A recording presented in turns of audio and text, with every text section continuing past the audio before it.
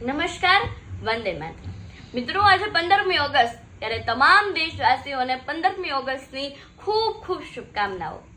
મિત્રો, 1947ના રોજ ભગતસિંહ, સુખદેવ, રાજગુરુ, નેતાજી, સુભાષચંદ્ર બોઝ જેવા હજારો ક્રાંતિવીરોએ પોતાના લોહીનું આખરી ટીપું અને પોતાની જુવાની આ દેશ પર રેડ્યું હતું. અને ત્યારે સદીઓ જૂની સૂની ગુલામીના અંધકાર ચીરીને આઝાદીનો સૂરજ ઉગ્યો હતો. અને ત્યારે આજે આપણે સૌ મુક્ત અને સાર્વભૌમ દેશના નાગરિક હોવાનો આપણે ગર્વ અનુભવીએ છીએ. અને મિત્રો, આજે એક વાતનો પણ ખૂબ આનંદ છે કે આપણા વડાપ્રધાન નરેન્દ્ર મોદી સાહેબે દેશની કલમ 370 હટાવીને કાશ્મીરને ખરા અર્થમાં, સાચા અર્થમાં ભારતનો હિસ્સો બનાવ્યો છે. મિત્રો, હર ઘર તિરંગા અભિયાનથી લાખો કરોડો લોકોના, દેશવાસીઓના દિલમાં દેશ પ્રેમનો જુસ્સો જગાડ્યો છે.